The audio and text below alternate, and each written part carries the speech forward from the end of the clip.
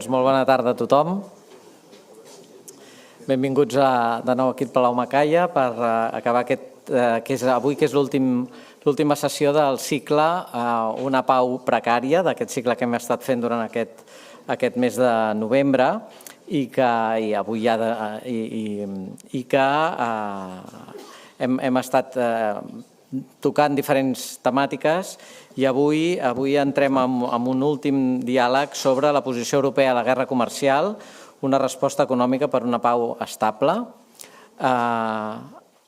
Per fer-ho tenim dos grandíssimes expertes i és un plaer que ens puguin acompanyar avui. Tenim una economista, tenim una politòloga, per tant s'ho miren des de perspectives complementàries i és un gust poder tenir-les avui aquí i un goig. Tenim en primer lloc la Judith Arnal. La Judith Arnal és investigadora principal del Real Institute d'Elcano, on és membre del seu comitè científic. És consellera independent del Banc d'Espanya i membre de la seva comissió d'auditoria. A més, és investigadora sènior en regulació financera al Centre for European Policy Studies, el CEPS, a Brussel·les, i l'European Credit Research Institute, i és professora també en finances internacionals a l'Institut d'Empresa. I des d'aquest any també és membre del patronat del Centre d'Estudis Monetaris i Financers. Té una trajectòria molt llarga a l'Institut de Crèdit Oficial i ha estat en empreses públiques espanyoles de promoció de startups, etc. I durant 10 anys va estar al Tesoro Público, on va ser directora del Gabinet Tècnic i d'Anàlisi Financera. També ha estat directora del Gabinet de la Vicepresidència Primera d'Economia i Transformació Digital del Govern d'Espanya i durant més de 3 anys va presidir l'Eurogroup Working Group Task Force on Coordinated Action, que, per exemple, va estar en l'àmbit europeu, va ser la responsable de la reforma, entre altres coses, del mecanisme europeu d'estabilitat, el MEDE. La Judit, com deia, és doctora, ha rebut premis com la millor advocada jove del Premi Garrigues i és un plaer que ens acompanyi avui. Judit, muchísimas gracias por tu tiempo y por acompañarnos. I amb la Judit és un honor i un goig tenir a la Cecilia Malmström. La Cecilia Malmström, com molts coneixen, és politòloga, per tant, complementa a la Judit. La Cecilia Malmström, com molts sabeu, en aquests moments és investigadora sènior no resident al Peterson Institute for International Economics a Washington. És també professora visitant a l'Escola de Negocis, Economia i Dret de la Universitat de Göteborg, però com saben, la Cecilia Malmström ha dedicat la major part de la seva carrera a afers globals i a relacions internacionals i té una experiència molt important en cooperació multilateral. D'on ve? Doncs ella, com saben, va ser comissària europea de comerç del 14 al 19 i abans comissària europea d'afers interns i prèviament havia estat membre del Parlament Europeu del 99 al 2006 i havia estat ministra d'Afers per a la Unió Europea al govern suec. Com a comissària europea, i per això ens és molt important avui, de comerç, la Cecilia Malmström va representar la Unió Europea a l'Organització Mundial de Comerç i en altres organismes internacionals de comerç i va estar en les relacions bilaterals en països, en les negociacions en països claus com Canadà, Japó, Mèxic, Singapur, el Mercosur, etc.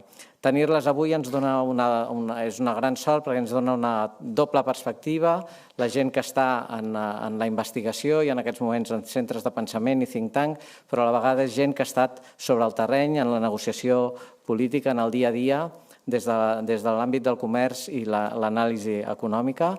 Ens ajudarà molt a saber on som avui, si podem ser mínimament optimistes a mig termini o no, ja ho veurem. En qualsevol cas, l'important és que això, com saben, és un diàleg. Podreu fer preguntes al final, recordeu, per escrit, que ho recollirem una mica abans que acabin el seu diàleg. I com que això és un diàleg, les deixarem a les dos. Os dejamos a las dos en este diálogo, que será en inglés. Y, por lo tanto, buen diálogo y muchas gracias.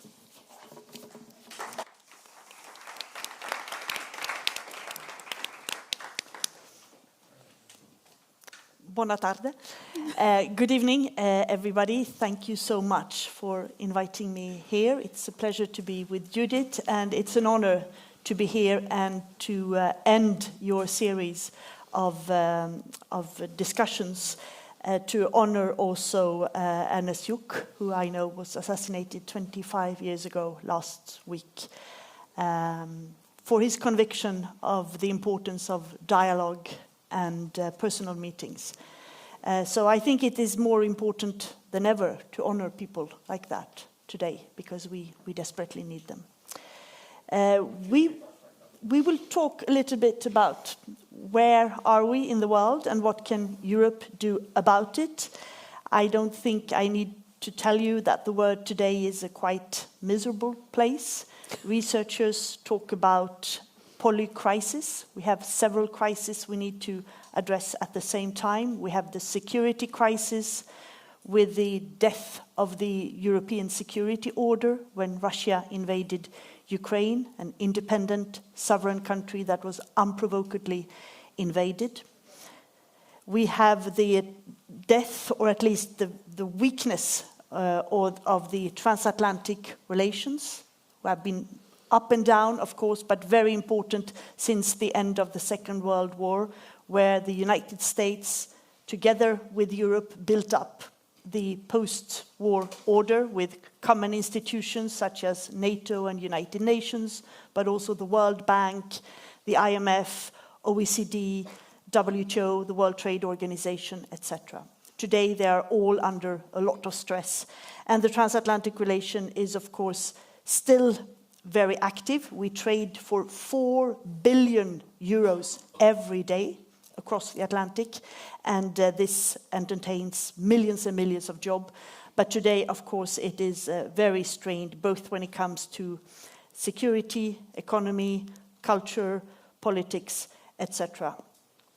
We have the trade war that was started by President Trump, already during his first mandate, but reinforced today, where tariffs has become a political weapon to obtain political change or to put pressure on countries to achieve everything from migration, fight against narcotics, or personal favors. And this is a situation where the European Union tries to navigate in this new landscape, a little bit squeezed between China and the US, of course, a situation where democracy is threatened. We have fewer democracies in the world today than 25 years ago, where the international organizations are very weak, and Europe has to find a new role. In this, there are, of course, also possibilities. New friends can be made, new allies can be founded, and new ways of working will have to be found. And we will hopefully today discuss what can we do, how do we do it, is it enough, do we need new tools, and what possible positive outcome could we have for the European Union. So this was just to set the scene a little bit for you, Judith, and then, how do you see it? Thank you so much. Let me say that it's an honor for me to be here today and to share this dialogue with you, Cecilia. So, I fully agree with the scene that you mentioned. We're in very difficult geopolitical, geoeconomic times. It's true that with Trump, things have radically worsened. The narrative has become very harsh. But I would say that this departure from free trade has been in the making already for, I would say, even some decades.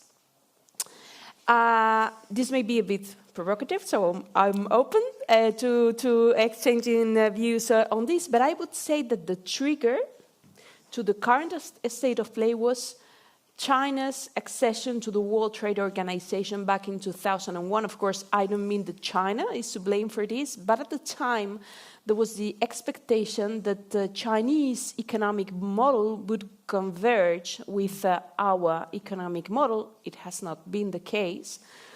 And I feel that the US started getting a bit nervous already in 2006 when quotas on Chinese textile were introduced. And then to me, there's a very relevant and not so well-known event in 2016, when under the Obama administration, the decision was made not to renew one of the members of the appellate body of the World Trade Organization. So this may seem as a very technical issue, the appellate body of the World Trade Organization, but it's highly political and highly relevant because it's the dispute settlement body when there's a trade problem, when there's a trade dispute. So already we saw this little but significant departure from world-based rules and the World Trade Organization. Then, of course, we had Trump won, total chaos, trade war with China. Again, I think that there was a trigger point for this, and it was the Made in China 2025 plan, which was launched back in 2015. And after 10 years, we now see how China is a technological leader in 5G, 6G, in batteries, electric vehicles. So I feel that the US is very concerned that China is disputing technological supremacy. And if we have a look at the very interesting technology tracker that is produced by ASPI, ASPI is the Australian Strategic Policy Institute, they do a technology tracker where basically for all emerging technologies and disruptive technologies, they indicate which is the leading country. And there, if you simply count the number of times China is the leading country, you see that it's basically 70% China leading emerging technologies, 30% the US. There's no EU country mentioned in any technology as leading. So I also think that this made the US even more nervous, and that's why under the Biden administration, we saw the introduction of some export controls on the most advanced semiconductors towards China.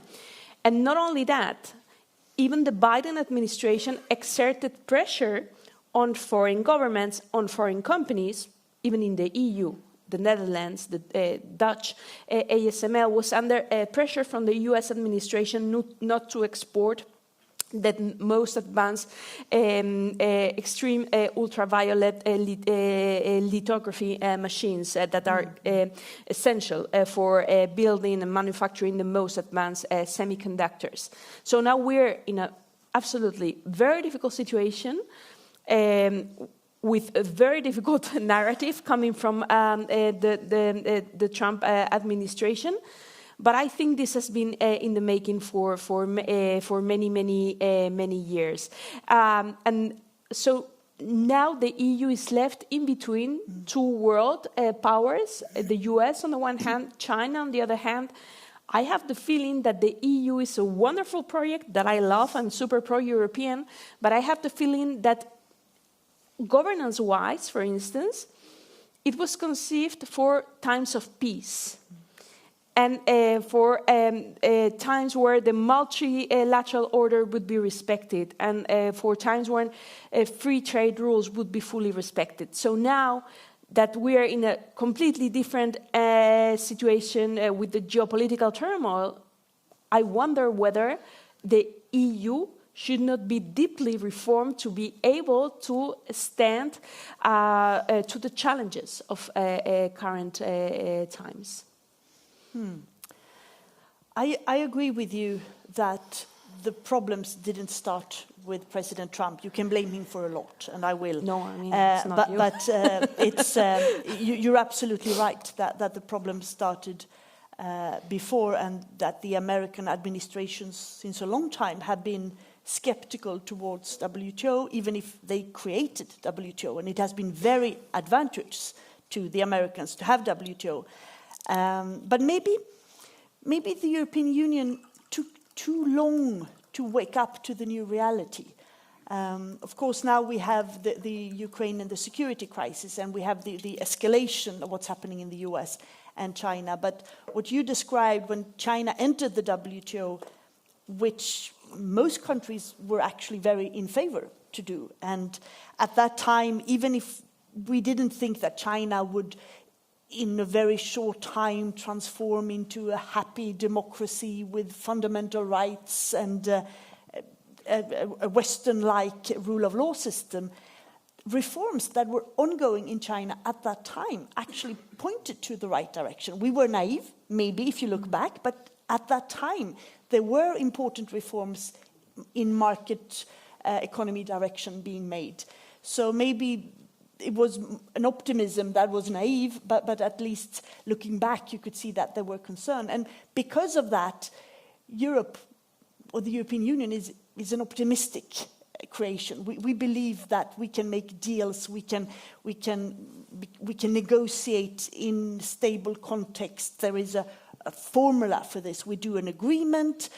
I do concessions, you do concessions, we do a compromise, and then we agree upon something, and we know if we don't agree, there is a way to solve the problems, which is very different from an American or a Trump deal.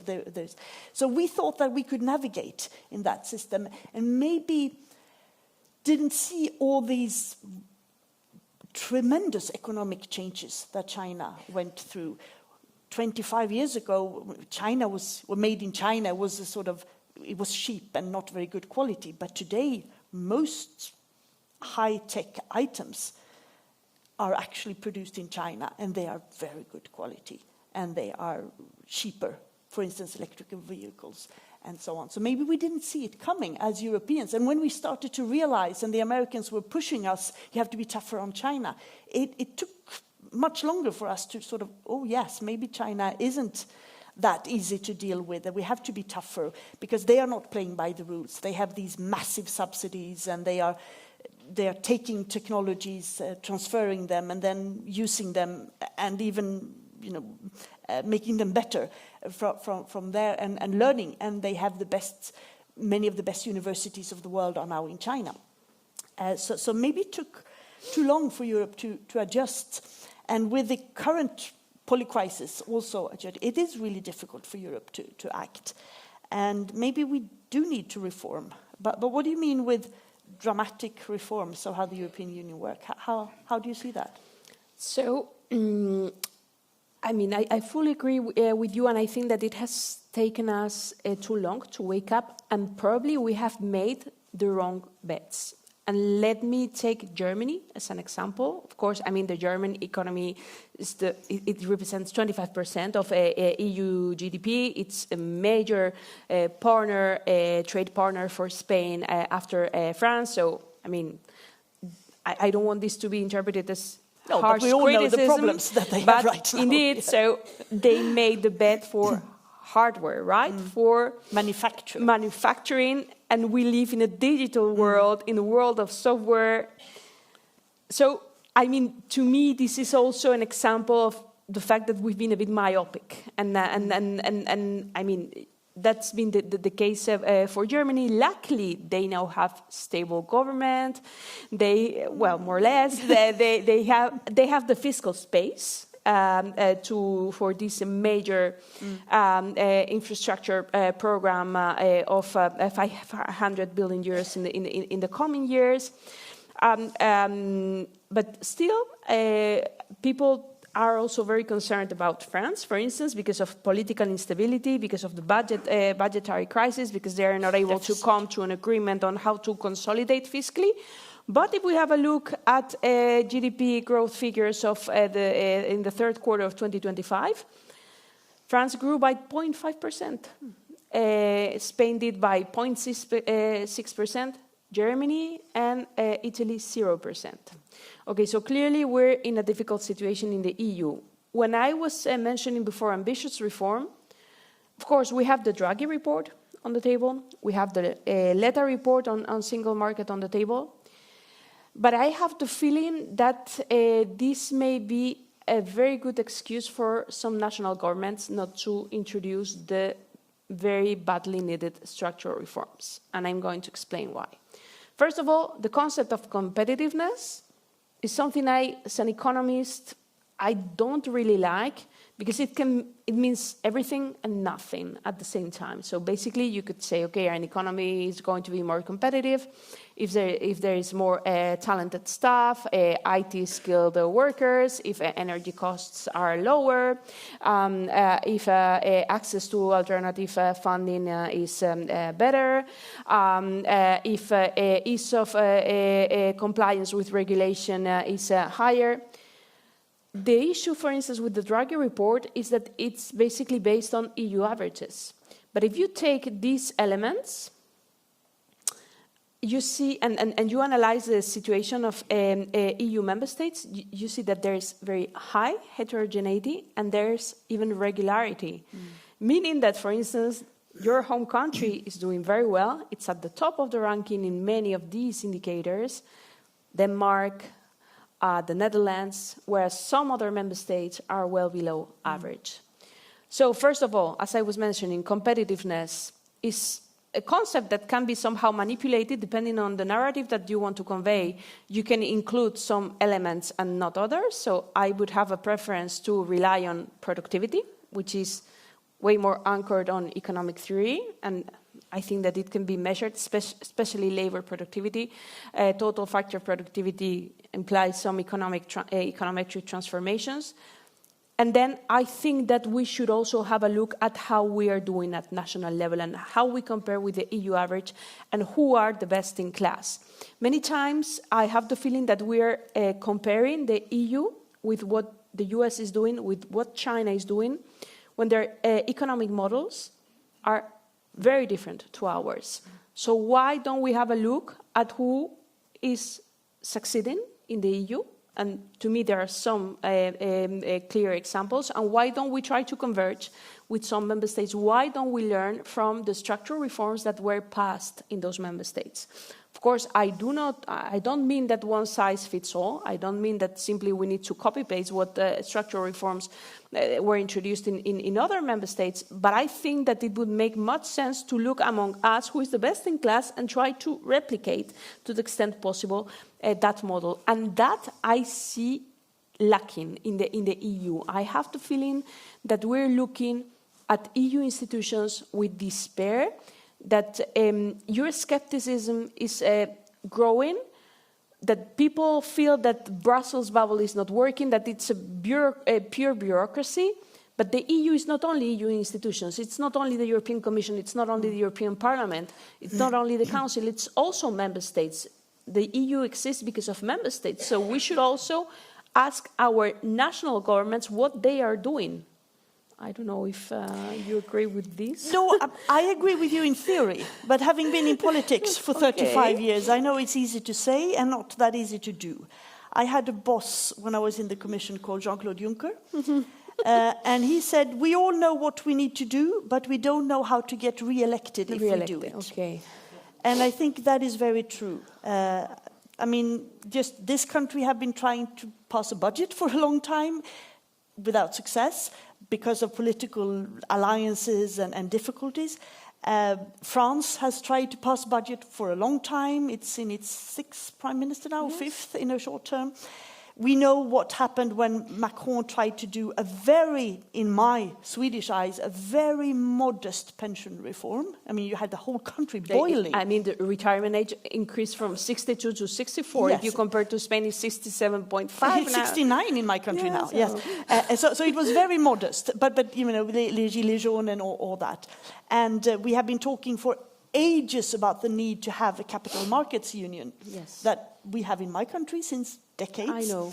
And I really admire ISK. I don't say it to brag, but it's other countries have been looking at it and tried to do the same, but it is complicated. So we had 15 years ago in the European Union, we had something called the Lisbon process. Yes. You remember when we put out hundreds of statistics and comparison.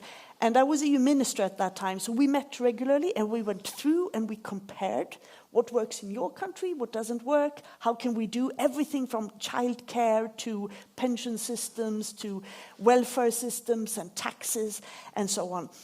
And it was a good exercise, but it never really led to anything because we know what we need to do, but we don't do it. And the same thing now with the Draghi report and the Letta report, and the Letta report especially on the internal market. What he says, most of it, the proposals, we have known this since the creation of the internal market, but we still don't do it. And it's technical reforms to facilitate public procurement processes or licenses or certificates, very boring and technical, but still we don't do it. Why? So I agree with you, but I'm a little bit pessimistic after seeing how many years we have tried and we know what to do, but we don't somehow manage to do it. I mean, I agree with you, but it makes me extremely worried. No, but it makes me extremely worried because, I mean, I started working at the Spanish Treasury during the euro area financial crisis. Spain didn't get a full financial assistance program. It was only for the banking sector, but still we had conditionality. Mm-hmm. And then I worked very closely on following the conditionality that was imposed on Greece. 3 financial assistance programs. They were about to leave the euro area for... I know, I was in the commission. It was very painful. Yeah, also the Portuguese program, the Irish program. The Italian. Thanks God they didn't need a financial assistance program. No, not assistance. And then Cyprus. And now, if you have a look at who is doing better, both fiscally and growth-wise... Greece. In the EU... It's top of the list. Countries who were forced into implementing these structural reforms. So then we had Next Generation EU and a radical change in the way things were implemented was made. So basically, the philosophy under Next Generation EU and under recovery plans was to say, okay, we are not going to have a troika coming into your member state imposing conditions and structural reforms against funds. There's going to be a national ownership principle. So basically, it's going to be the member state proposing to the Commission which reforms and investments make sense. The European Commission needs to rubber stamp that, and then it goes to the EU Council. So that was a very radical change in terms of mentality and in terms of national ownership. But now I'm starting to think in what situation... The digital market seems to work very well. It works very well. So now I'm starting to think, I mean, which of the two, of course, to me, national ownership makes way more sense, but I'm starting to be a bit afraid that the only workable solution to really pass structural reforms is for a member state to be under huge financial pressure from debt markets. So basically to say, okay, financial markets are going to open tomorrow. We don't know what will happen with risk premia. You need financial assistance, so you need to implement these measures. So what I'm a bit afraid of is to see a euro area sovereign debt crisis happening again I mean, not now, but in a few years' time, and that it may be the only scenario for politicians, national politicians, to implement the structural reforms that are needed. So this makes me a bit unhappy because, of course, structural reforms are way less painful if you implement them before, not afterwards. And of course, there's always a risk for the euro area project. I mean, when people tell me, okay, France is not doing well fiscally, but now risk premia are more or less under control. It's true that 10-year sovereign bond yields of France are a bit above Italian ones, but still everything is under control. But then I think maybe one day it gets out of control, and it would be very unwise to think that there would be no contagion to other member states, for instance, Spain. So, I mean, I'm afraid of thinking that we may need to be under the pressure of financial markets to introduce the radical, I mean, not radical, but the structural reforms that we all know are needed. And also at EU level. Think about when the banking union was introduced, for instance.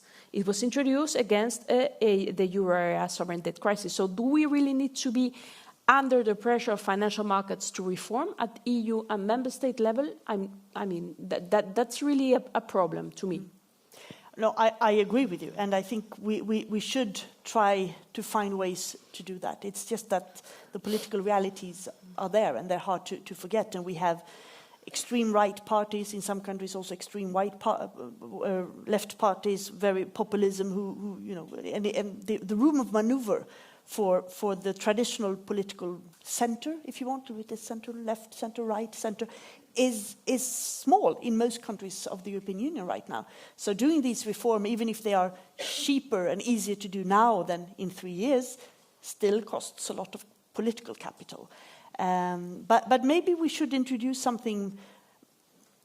There is this conditionality introduced in the EU budget now, linked to rule of law and respect of EU values, which has been used to put pressure on Poland before, but now mainly on Hungary, which I support because it's our common tax money. Of course. But maybe we should introduce something of the similar kind on the economic basis, some sort of conditionality, reform conditionality.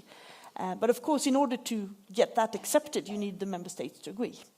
I think that's part of the philosophy, the way I understand it under the proposal of the next MFF by the European Commission, where basically they have merged the common agricultural policy and cohesion policy under which I don't like. It's still under a lot of I don't like. criticism I find in the European Parliament. Weird.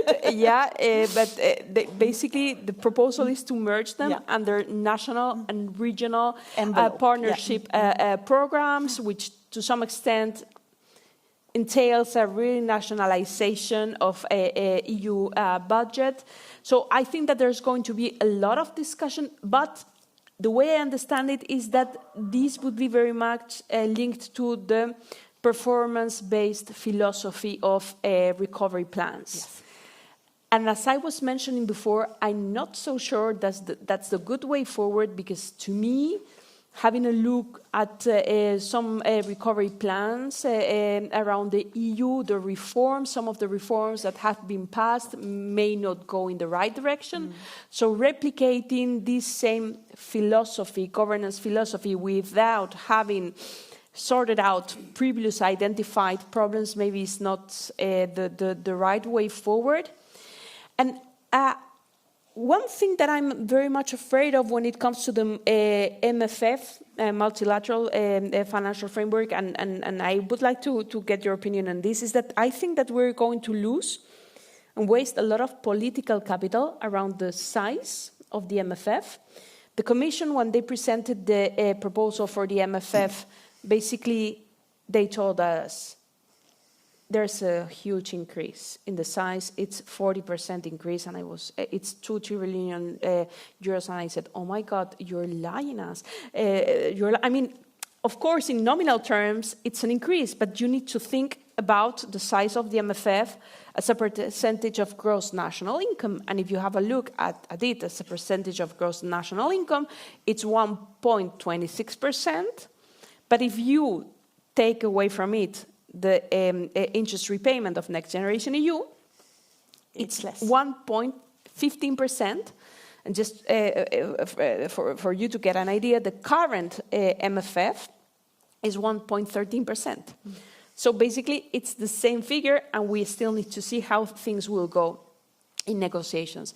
So having a look at the Draghi report, basically, of course, Draghi speaks in favor of Eurobonds, of changing the way the MFF works, not giving so much weight to the common agricultural policy and cohesion policy, and investing in some other more, what he calls more productive uses, like technology, etc.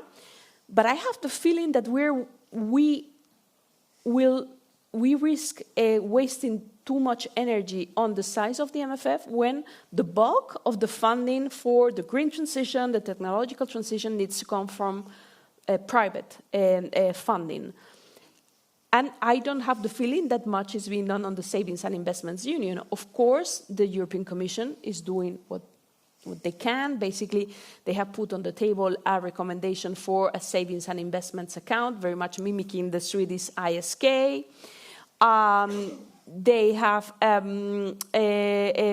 proposed to reform the regulation of the pan-European pension product, IORP 2 directive. Okay, that's very fine. But again, as I was mentioning, seeing that in Sweden you have a very developed capital market, that's also the case in the Netherlands, that's also the case in Denmark, and that this is very much related to retail investment products such as ISK and Pillar 2 and Pillar 3 pension funds, I have the feeling that again we're going to waste a lot of political capital to really don't move the needle, to don't make the change that we need. But I may be mistaken, and I may be taking away relevance from the MFF. I don't know.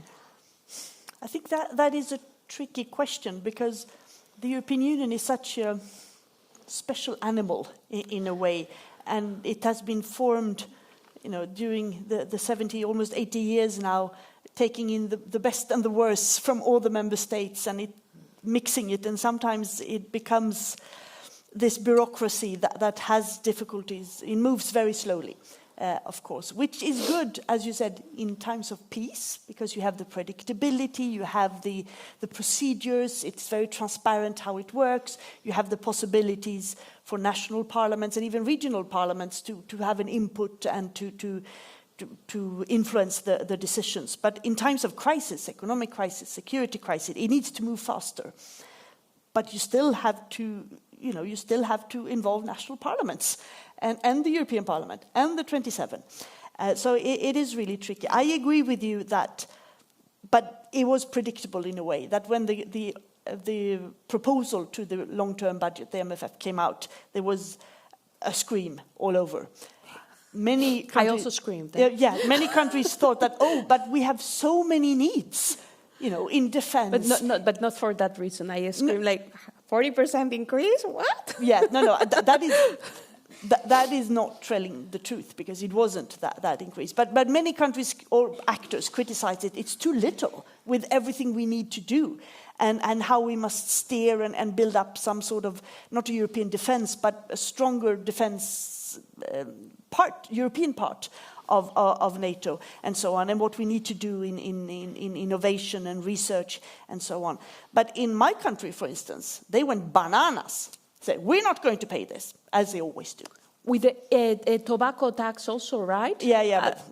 Yes, not because they don't like tobacco taxes, because they don't want to give EU the power over taxes. So I have spent 35 years quarreling with every Swedish government, saying that they should not brag about being frugal. You should see you get so much back, and we are a richer country, so we should pay more. I'm very isolated on this. But you heard the same from Denmark, from Finland, from Netherlands, from Germany, etc. So I think this process will go on for a long time. In the meantime, we cannot lose tempo, because there's so much to do. So I think that process will have to go and roll on and be as it is. But we need to use the resources that we have on a yearly basis and try to find new ways. Eurobonds might be something, more private capital we need to find. We really need to push to create a capital market, because what we have in some countries is that even, ordinary people who don't have huge salaries, they put a little amount in funds or stocks, and they invest in that. And with that money, I think, you probably have the figures, but I would say that 70% of the Swedes have that. You get a lot of capital that you can use to invest in small companies, in startups, and so on. It's not enough, of course, for the huge investments, but it is a good start. So if we could get that rolling without waiting for however the budget process goes, that would be very good. And if we could find some public-private partnership for some investments, it would be really helpful as well. Because I think having a 7-year budget is archaic in today's world. I mean, we have 5-year term for the Commission and the Parliament, but we have a 7-year term budget. That's ridiculous. And we should really try to speed that up. But I don't see that changing on a short-term basis. So probably leave that process and try to find innovative ways, as you alluded to. I mean, you referred to basically to the ISK account. So I was really angry, and I wrote a piece about it in July, when I saw that the first outcome of the competitiveness lab, which is some sort of coalition of the willing, was a Finance Europe label. And the Finance Europe label was basically 7 member states, only 7 out of 27, agreeing on some elements, very broad elements. They didn't get to agree to how tax incentive would look like for that investment account. But they introduced a home bias, meaning that in order to benefit from that Finance Europe label, the retail investment product would need to invest at least 70% of assets in EU assets, so EU stocks, EU bonds. And I said, oh my God, I mean, first of all, retail investors already have a home bias, and that's been shown by financial literature clearly. Second, if we want our retail investors to move from deposits and cash into other types of investment products, such as a savings account in equity or whatever, they need to get return for that. So they need to be able to invest there where they're going to get higher returns. If not, you're eating out returns from them. So I said, why on earth are they coming together to put on the table a Finance Europe label that departs from what, to me, the most successful investment account is the ISK. So why on earth do 7 member states come together to put on the table something that simply doesn't copy-paste what's already been successful in another member state? And this came 2 months before the European Commission came out with its own recommendation on a savings and investments account where this home bias was not present. So 7 member states came together 2 months before a recommendation by the Commission to propose something. Sorry? Snow White and the 7 member states. Snow White and so, to propose something that basically was counter-programming what the European Commission would be doing 2 months afterwards, and that really followed the ISK account. So many times, even this idea of coalition of the willing, to me, is not used the way I would expect it to be, and it's even counterproductive.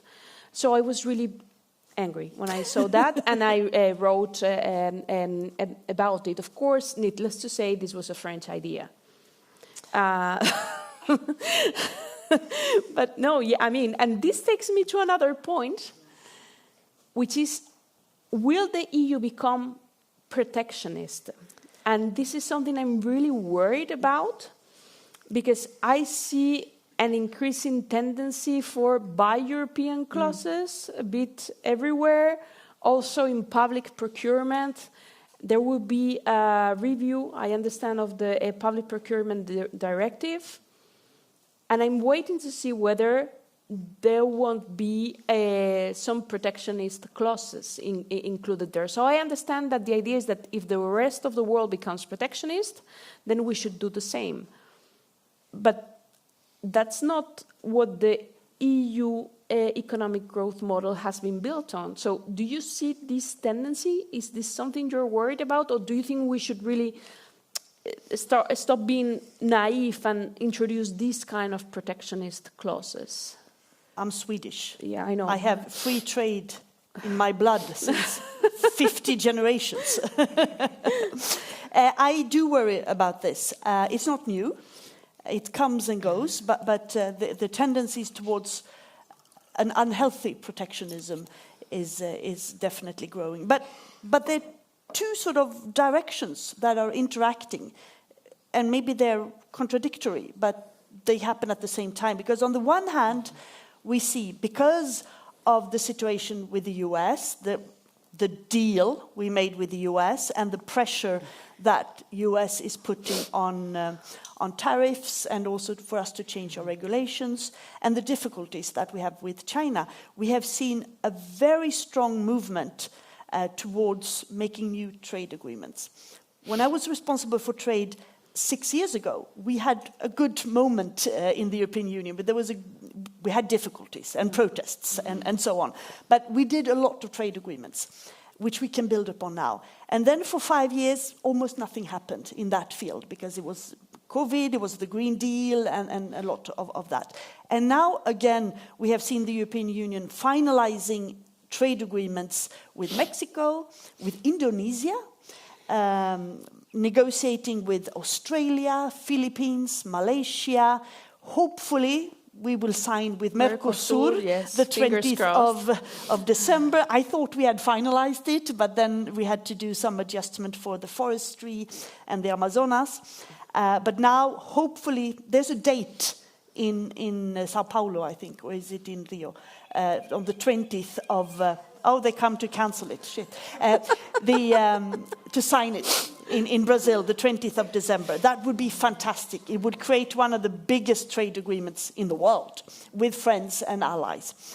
And we have also reached out to this big block of free trade, that is CPTPP, which is an acronym for Comprehensive and Progressive Trade and Investment Partnership, I think, in the Trans-Pacific, with Canada, Peru, Mexico, Australia, New Zealand, Japan, Singapore, and a lot of other countries. And the EU has now finally started to talk with them to see, can we do things together? Can we stand up for WTO? Can we facilitate trade between us? And EU is negotiating with India. So a lot of things are actually happening. There's an intense moment when it comes to making free trade agreement, and they're quite comprehensive. It's not. There are a few that are more sectoral, like the one with South Africa, that is more limited. But the other ones, they are, traditional big trade agreements to facilitate trade, to build more wealth, and to create partners and friends. But on the one hand, or on the other hand, rather, you see this tendency to buy European, eat European, produce European, and European preference that is talked about, right, that I'm quite worried about, because that might sound as a strategy towards China and the US, but it could very well hit us back. But as always, the EU is divided. You have the group of protectionists, often led by France, and then you have... But more, France is really not alone. I would say they are spearheading, but half of the EU, I would say, and then you have the others who are more silent. But of course, China is creating, and the competitiveness, the competition from China is creating a lot of trouble, not least for Germany and in some of the key areas. So I see this happening. I think it will come. And it will be a tough battle in the European Council and in Parliament, but I don't see anything stopping it, because there are no strong voices speaking against it. Even big organizations such as the Business Europe and the European Roundtable, many of them, they also say, yeah, it's better to focus on Europe, and we should have, if we build the whole car in Europe, we can subsidize it in a way that is compatible with WTO rules. Yeah. If we put some demands on the emissions, of course, as well. Yeah, I see where you're coming from. For instance, a year ago, this anti-subsidy tariffs were introduced on Chinese electric vehicles.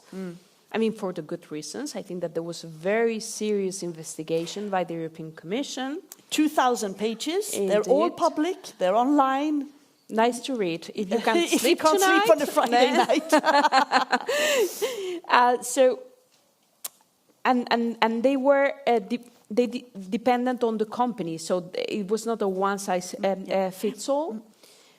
So what is happening with Chinese electric vehicle imports in the EU? We now have some new data, and to me what's happening is impressive. So basically, we see that the number of imported electric vehicles into the EU is increasing, but the value is has plateaued. So what does this mean? Basically, this means that China has lowered the prices. Yeah. So it doesn't mean that we are less reliant on Chinese electric vehicles. Quite the opposite.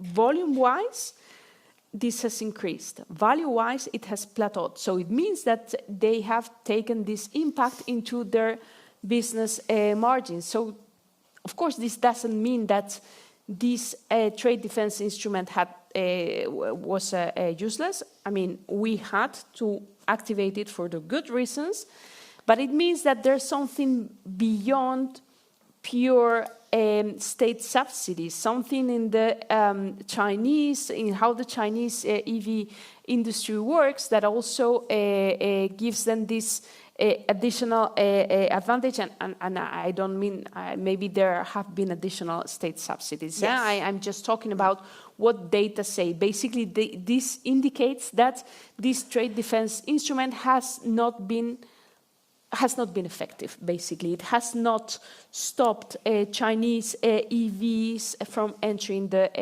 internal market, quite the opposite.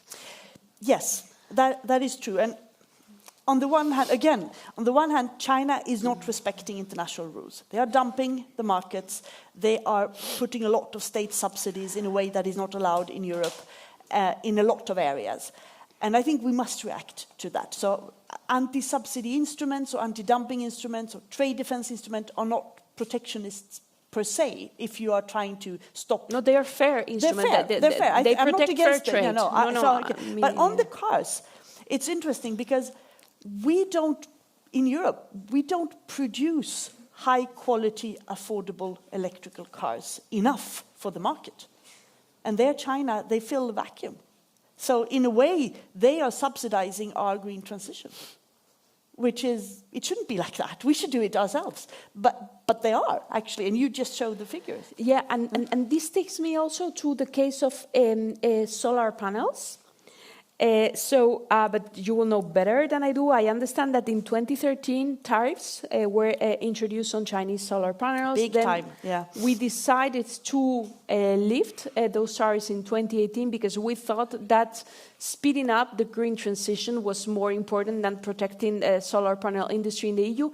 In this case, then talking to engineers, to experts, I understand because they tell me that the solar panel industry is not a high added value industry and that it also leads to illnesses, so that in any case it was not an industry which was very interesting for the EU to become specialist in. But that's not the case with vehicles with the automotive industry. The automotive industry is key for EU's GDP, for EU's employment. So really drawing a parallelism between solar panels and electric vehicles, I don't think it's the right idea. So indeed, they are subsidizing our green transition, but how is it that we decided to introduce this 2035 deadline and the way it was defined, and without having a competitive electric vehicle industry? That shows you to some extent how disconnected we are between the industry objectives that are set and what policymakers, what lawmakers do. Is this because of lack of dialogue between the industry and in politicians? this specific case, it was the Dieselgate. It was the German car industry who actually lied about their emissions.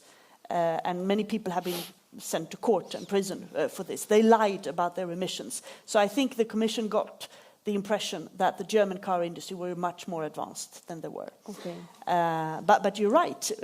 And now there is enormous pressure to postpone that deadline, which the German car industry is pushing for. But for instance, the Italian and the Spanish and the Swedish car industry think that, well, we can do it for 35.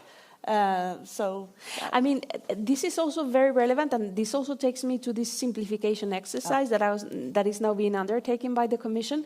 I mean, when you set some rules, you understand that firms are going to make their best effort to be compliant with those rules.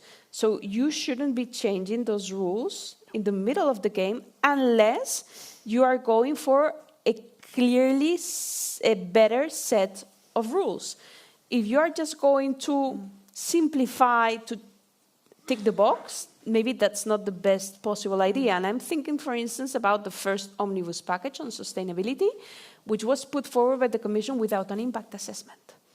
So that really made me very angry, because I thought, okay, we are saying that the rules that were produced during the past political cycle were not good, that we need to do better regulation, and that's why we put forward an omnibus package without an impact assessment. I don't understand it. I don't get it. No, I think the impact assessment, another sort of bureaucratic term, but very important, actually lost its importance during COVID. And that is one of the problems that we are faced with today, because during the COVID era, where also many of the legislation related to the green transition, which I fully support, I mean, the idea of this, they were sort of rolled out a massive amount of regulations in the field of forestry, in the cars, housing, energy, infrastructure, agriculture, what have you, to all contribute to the green transition. Again, a good thing to do. But they were done without proper impact assessment, all of them, because the Commission was closed. There was no, everybody worked online. The CHIPS Act didn't have an impact assessment either. No. So they were put out in a hurry because it was, you know, an important priority to do the Green Deal. So many of those were done without proper impact assessment. And then you realize afterwards that, well, the industry can do it, but needs longer term. Or maybe, so in the case of, we talked about this earlier, in the forestry regulation, for instance, they didn't really talk to the 5-6 countries who have the biggest forests in Europe to see, is it possible to do this with this time framework and with these deadlines and so on. And that's it. What we see now, the strong counter-reaction. Some of it comes from political forces who don't even believe in the climate change, so they want to take it away. But others come from, say, we can't do it. It's too quick. And then others who have been doing the transition say then, well, you know, don't change the rules of the game. We have been doing this under a lot of investment, under pressure, under difficulties, but because we think we would be competitive doing this. So, and this is what we see now, and the omnibus package is sort of thrown back and forth. There are 7 omnibus packages exactly. already, right? The buses. And, next week we are one on the automotive industry. Exactly. So, and they are also done without impact assessment, because the Commission wants to know and is under pressure from member states to deliver simplification very quickly. It's like ticking a box. It's ticking a box, but we risk really to shoot ourselves in the foot not again. To do anything than ticking a box. For instance, I follow very closely both financial and digital regulation, and the digital omnibus package was put forward a couple of weeks ago. So I just did an exercise out of curiosity. So as one do. So the whole package basically is comprised of 22 documents, more than 1,200 pages, and you have to go to 9 different websites to get the 22 documents. You can see the movie. It moves. And then, I mean, some of the measures that are put forward there, I totally agree with them, and I really welcome them. But why isn't there a more simple way of doing it?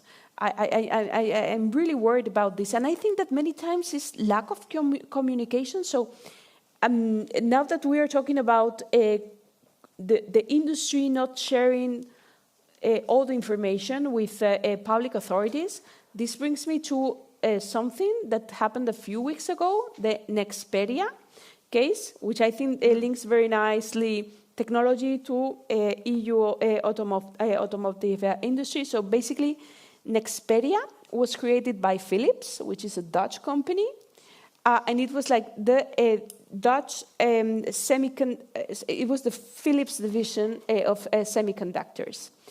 So they produce what they call legacy chips. So it means that these are not the most advanced chips, but this doesn't mean that these chips are not relevant. They are very relevant because cars, they mostly use legacy chips, which are like bigger chips, not 2 nanometer chips, which are the most advanced ones, the ones that are produced in Taiwan in TSMC. So up until 2018, 2019, Nexperia was a Dutch company. But then the Chinese came and they said, okay, we're going to buy the company. And at the time, it was seen as a super good business. When it was a pure Dutch company, they built an assembly factory in China. Nexperia built it there, made sense because of lower labor costs. And everything was running right, but a few weeks ago, the Dutch government was afraid and had suspicion that there was technology leakage in China. So they decided to intervene in the board of directors of Nexperia. So the reaction by the Chinese government was immediate, and basically they stopped exporting these legacy chips. And suddenly the EU automotive industry said, okay, we have not built any inventories for these kind of chips. So if this goes on like this for a bit longer, we will have to stop producing cars. So then this takes me, this leads me to many reflections. First, the decision of the government of a single member state over a company can trigger a whole industrial crisis. So I asked, why is it that the Dutch government allowed Nexperia to become under Chinese ownership? And the answer was, look, legally, that's what I was told, our legislation didn't foresee semiconductors at the time as a strategic industry, so there was no specific or relevant investment control. And then I asked the Commission, why is it that you were not aware of this? And basically, they what an official told me is that we were not aware that chips produced by Nexperia were so relevant for the automotive industry because the automotive industry didn't tell us, didn't let us know. And I must speak, one good thing maybe about the Trump administration is that according to the statement that they made public, it was only a US statement. It was not co-signed by China. But they said that as part of this one-year trade truce, they had convinced China to lift export controls on Nexperia chips for the whole world. So at least they did something good. So basically, this leads me to many reflections about the relevance of coordination in the EU, both among member states. So even if it's a matter of national security, it should, if it is going to have business impact all over the place, there should be some kind of coordination, and also coordination between the industry and the Commission and national governments. And it's also a lesson that things can change very quickly. So a sector that was not deemed strategic 6 years ago, now it turns out to be very strategic. So we should also be looking into what we do and what we allow in terms of foreign investments. And I also have free trade and free investments in my veins. But I think that this episode teaches us relevant lessons. I don't know. I think we should try to wind up because we want to hear your views as well. Just if we maybe end with a little bit of optimism or positive in this. We're doing great. No, we're not doing great, but times are difficult. But maybe if you want to be a bit optimistic, maybe naive, but optimistic, to say that all these changes and all these mistakes that has been made in a very short time, because the EU has realized that, we need to address all these challenges. Maybe we're learning from that, and maybe we are finding slowly, too slowly, but at least finding that we need to address it in a different way. This lesson from SPA is, of course, very important. The EV lesson is important as well. The lesson that we need to really broaden our network of trading partners and allies to create coalition of willing, not only in the defense area, but also in the trade and investment area. We are really making progress in integrating with Japan, for instance, and Canada is almost a member of the European Union. Yes. I mean, they are in so many ways. They should participate in Eurovision and then become members of the EU. They should be in Eurovision, I fully agree, like Australia. But they are as close as they can be. And we, in a very short term, with Ukraine, we have excellent cooperation, but also with some of their investment strategies. And something we didn't touch upon when it comes to critical minerals and rare earth, we have great cooperation with Canada. So we are learning, I think, from the mistakes and from the external pressure. The question is, of course, do we learn fast enough to really do the necessary reforms, or do we need to keep on making the mistakes and then repair them afterwards? Well, that's an open question, I think. But I know that that our host tonight is eager to come into the discussion with a lot of questions. So maybe we should let you.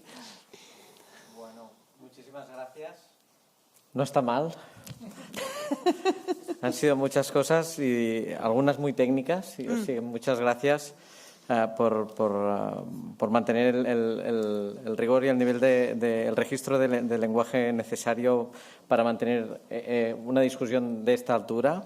Hay muchas preguntas, muchas. Okay. Voy a intentar hacer las que pueda y agruparlas un poco temáticamente. Si os parece, os lanzo las dos primeras. Okay. Y empezamos por aquí. Nos dicen, ¿de qué manera la Unión Europea puede mantener la autonomía estratégica en medio de la guerra comercial entre Estados Unidos y China sin comprometer su competitividad económica? ¿Cómo afecta todo esto respecto a la Agenda 2030 y sus planes? Esta es una primera.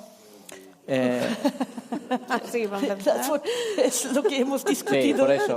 Si hay algún detalle importante decir. La segunda es respecto a la China, que China ha hecho un gran paso adelante estos últimos años, lo habéis comentado. Dice, la Unión Europea necesita reformas. ¿Qué podría aprender alguna cosa del modelo chino? ¿Empiezas tú? Venga. ¿En español o en inglés? En español podéis ser en español sin problema, sí.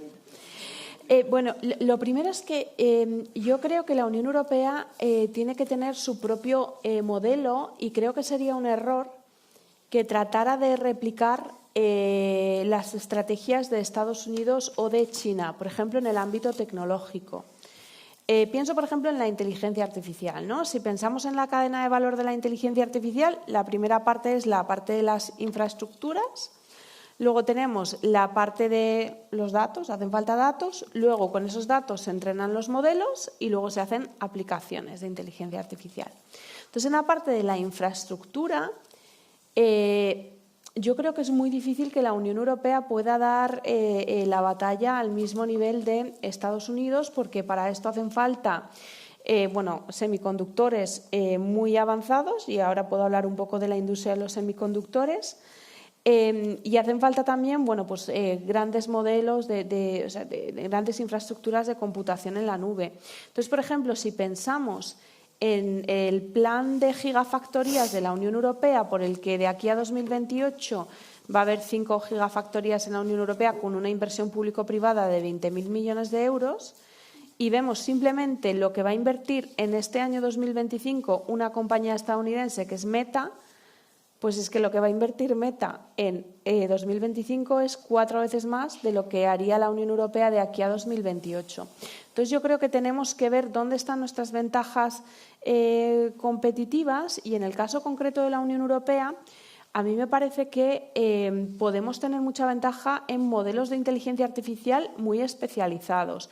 Gracias a que tenemos datos de 450 millones de personas, entonces, por ejemplo, a mí me encantaría ver que la Unión Europea se producen los mejores modelos de inteligencia artificial en materia sanitaria, pues para detección de determinados tipos de cáncer. Y en este sentido, antes he hablado mal del Digital Omnibus de la Comisión Europea, que son un montón de páginas y tal, pero, por ejemplo, se ha propuesto una reforma del Reglamento General de Protección de Datos, que también ha generado mucha polémica, porque hay gente que dice, nuestros datos van a quedar desprotegidos.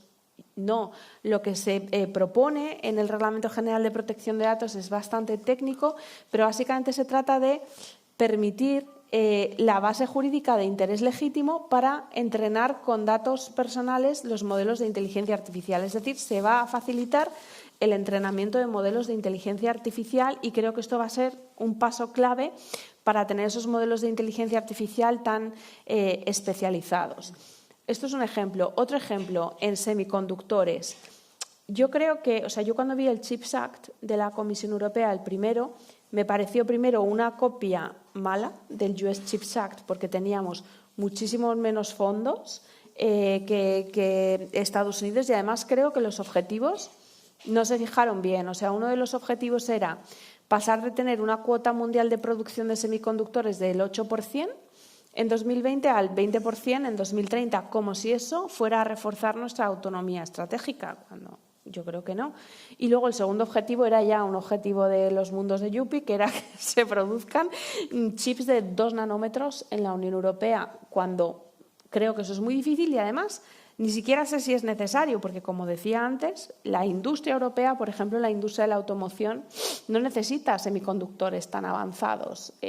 Pueden ser, son legacy chips, ¿no? Son chips un poquito más antiguos. Entonces, yo aquí nuevamente creo que es muy importante ver cuál es la cadena de valor de los semiconductores y la Unión Europea es muy fuerte en la parte de la producción de máquinas litográficas ultravioletas avanzadas, que para explicarlo claramente, básicamente es el tipo de maquinaria que hace falta para producir los chips más avanzados en el mundo.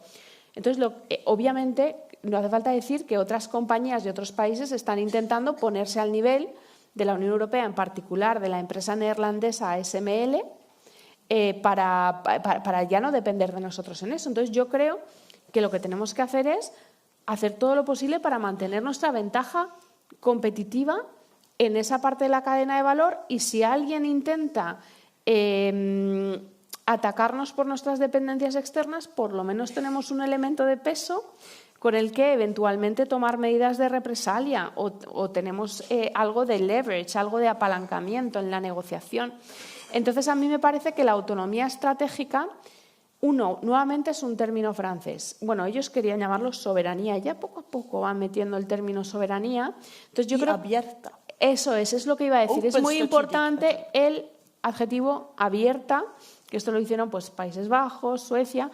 Entonces, yo creo que es importante no ser inocentes, pero no renunciar tampoco al libre comercio y buscar cuál tiene que ser nuestro propio modelo de desarrollo económico, porque replicar lo que hacen Estados Unidos y China, en mi opinión, no nos va a llevar a ningún lado, más que a ser una economía probablemente más cerrada y más pobre y con peor bienestar para los ciudadanos.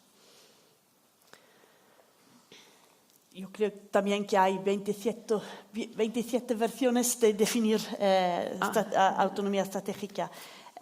Y estoy de acuerdo con lo que dices y también identificar las vulnerabilidades más grandes. Por ejemplo, en lo que concierne los minerales y los metales. Y allí hay un plan de acción de ver lo que tenemos ya en Europa y tenemos mucho, pero el proceso dura mucho tiempo, es muy complicado. Podemos facilitarlo y también hacer acuerdos con otros países que tienen el mismo problema para disminuir la dependencia vis-à-vis China. Esto es importante.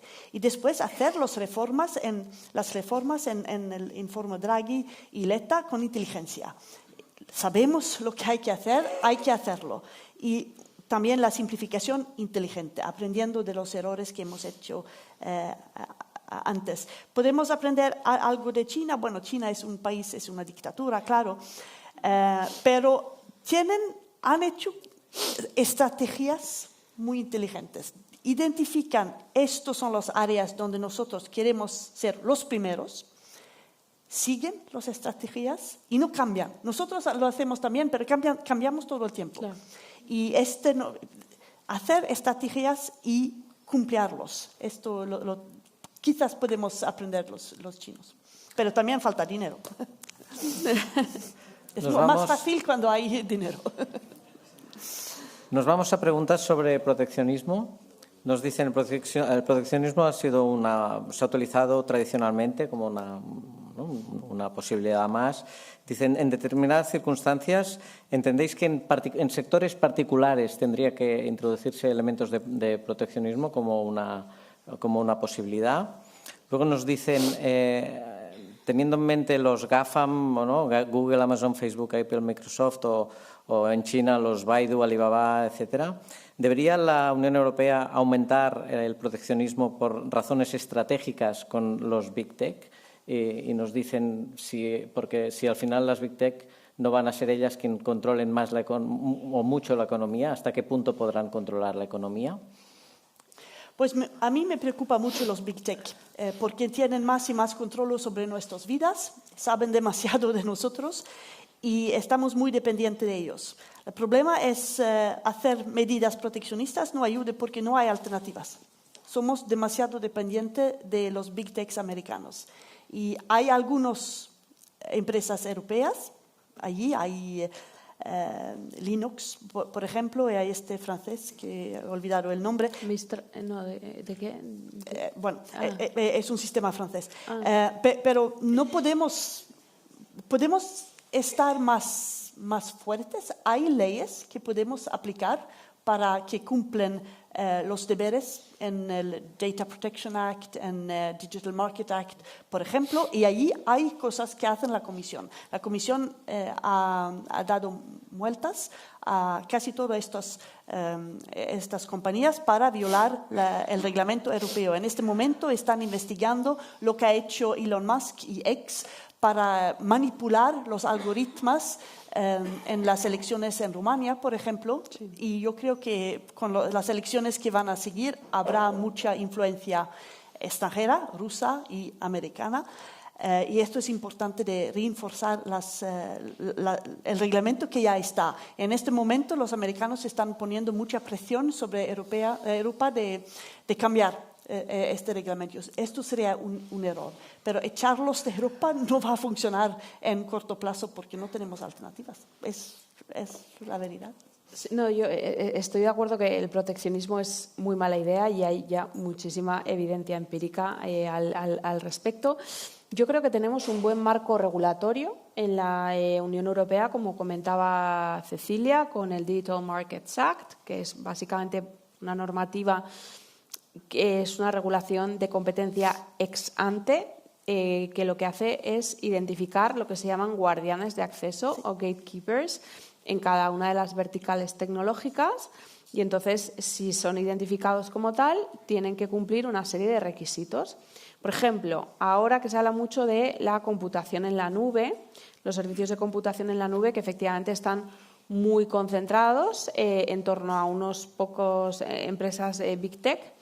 Pues bueno, pues la semana pasada o hace 2 semanas la Comisión Europea anunció que iniciaba investigaciones para determinar si 2 de estas grandes empresas estadounidenses tenían que ser consideradas guardianes de acceso en el mercado de provisión de cloud. ¿Cuál es el problema? Que esto va a tardar 12 meses en decidirse, ¿no? O sea, claro, son investigaciones muy sólidas, pero llevan mucho tiempo. Y luego, pues tú comentabas el Digital Services Act, pues las elecciones en Rumanía.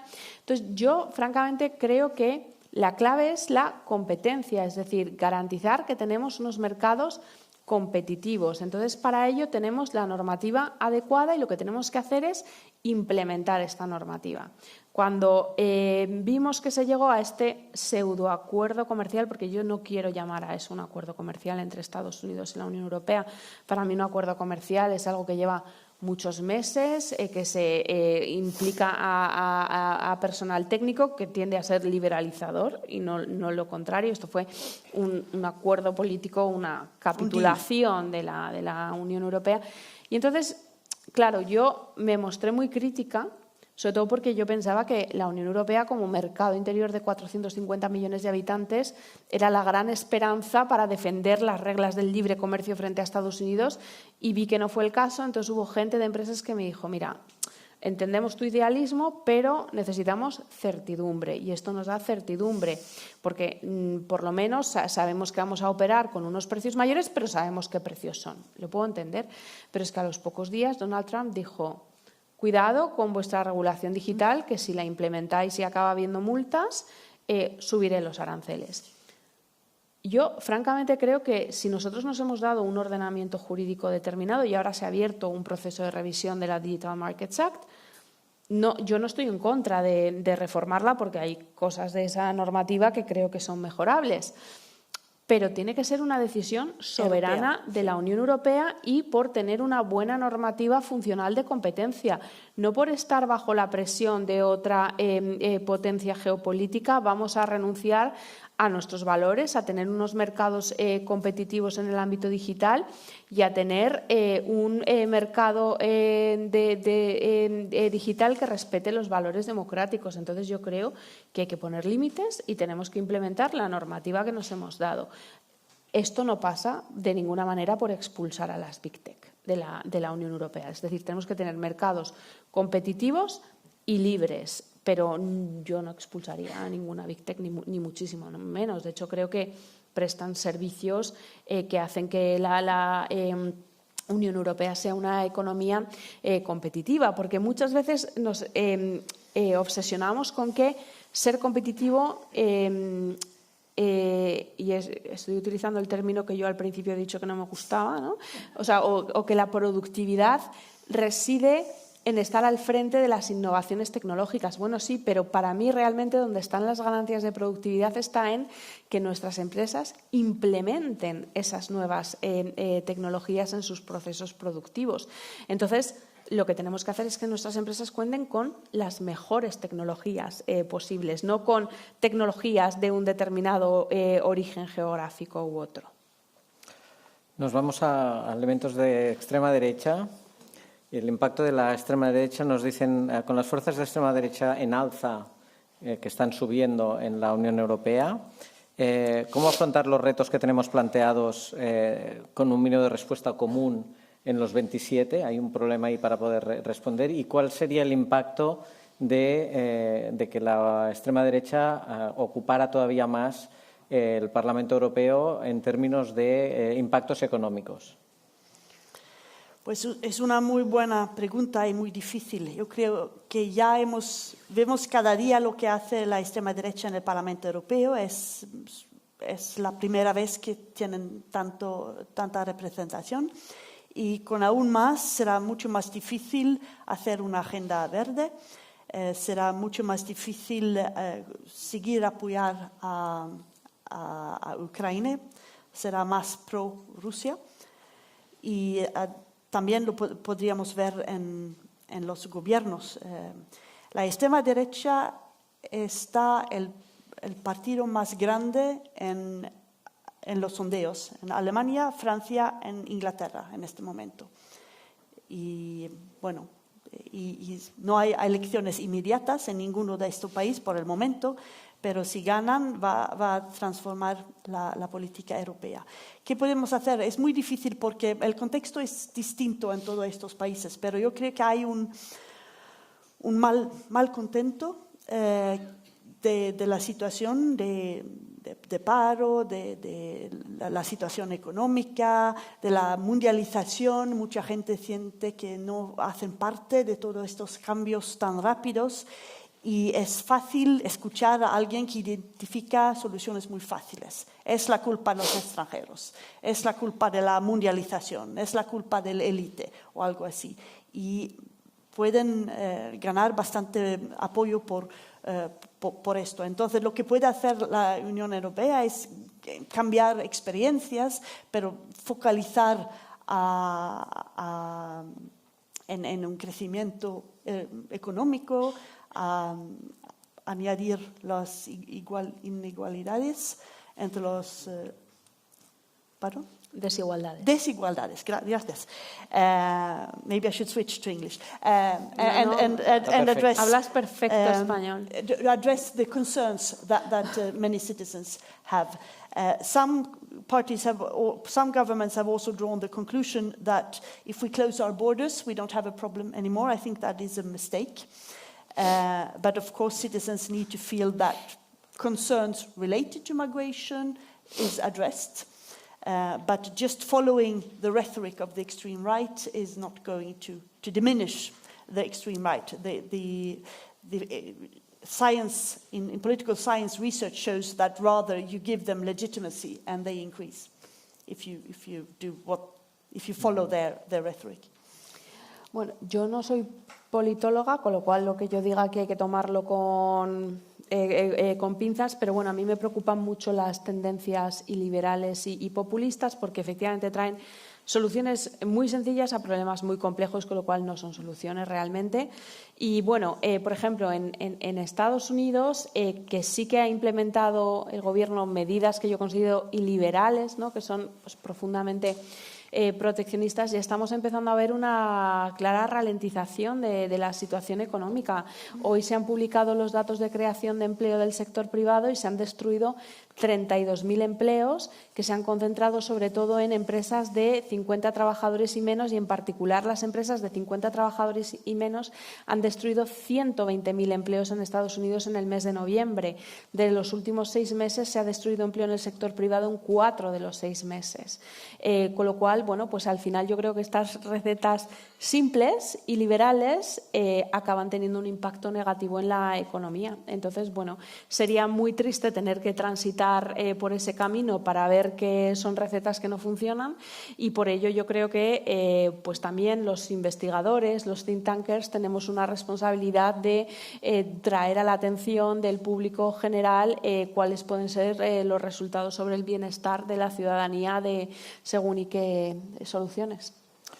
Bueno, estem gairebé fora de temps. Simplemente había algunas preguntas más. Os las enuncio muy rápido. Tenemos 2 minutos simplemente para que podáis decir alguna pincelada. Una es sobre el efecto de las políticas migratorias de Estados Unidos, el impacto económico que pueden tener en Estados Unidos. Otra nos dicen sobre si la Unión Europea puede utilizar los fondos rusos bloqueados para Ucrania. Otra pregunta nos dice sobre la posible incorporación de Turquía en la Unión Europea y el impacto económico de esto. Son distintos, pero hago un repaso general de lo que queda para poderlas formular todas. Y una última, que es si tenéis opinión al respecto de si el euro digital sería una buena opción o no. El euro digital. El euro digital. El euro digital.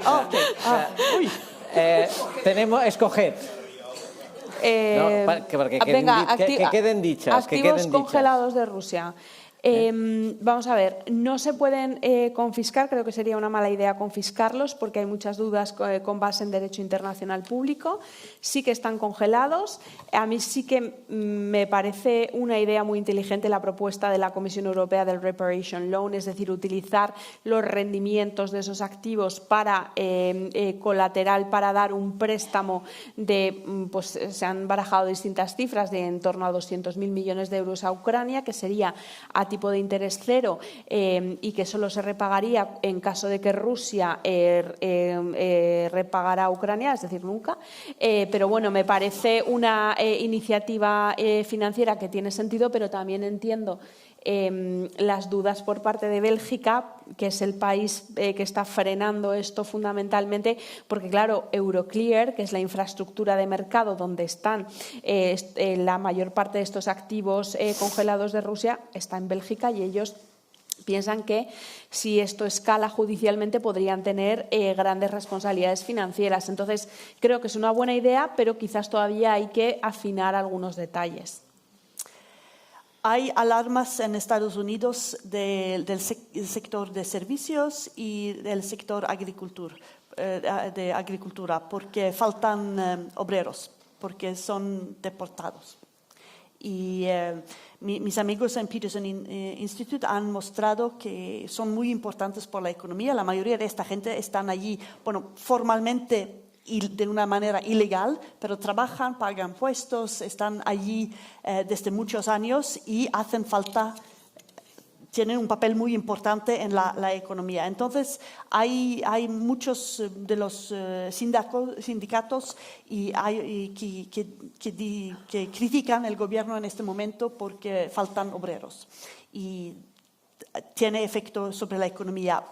¿Cuánto? No lo sé, no tengo los datos, pero hay calculados. Sobre Turquía, es una buena idea, pero en este momento no tiene nada de realismo. Sobre el euro digital no tengo opinión. Sobre el euro digital, bueno, hay un euro digital minorista, uno mayorista, entonces entiendo que la pregunta viene por el minorista. No es una mala idea, yo como consejera del Banco de España además no puedo ni debo decir otra cosa, pero no está mal tampoco todas las iniciativas que está habiendo a nivel privado para interconectar lo que serían como los bizum europeos, bueno, no se llama así, pero bueno, hay muchas iniciativas que están progresando bien, puestas en marcha para conseguir que pues estos sistemas de pagos basados en cuentas bancarias sean interoperables a lo largo de toda la Unión Europea, y del mismo modo que yo ahora puedo hacer un bizum a Ana, pues si tengo una Ana amiga en Suecia, pues se lo puedo hacer también a ella, y eso está progresando bien, y me parece también que es una muy buena iniciativa en materia de autonomía estratégica abierta, porque no se trata tampoco de expulsar ni a Visa ni a Mastercard, pero es una buena iniciativa en el ámbito de los pagos minoristas. Bueno, hem estat 4 setmanes parlant de la pau precària, hem estat parlant de com lluitar la guerra, de les llibertats, hem parlat de geoestratègia, avui hem parlat de la posició europea en la guerra comercial i econòmicament quines són les opcions que té de sortir-se'n en aquest context complicat. Hem tingut unes ponents i uns ponents extraordinaris. Avui també hem tingut a la Cecilia Malmström, a la Judith Arnal, que ens han regalat moltes reflexions, moltes dades, moltes idees.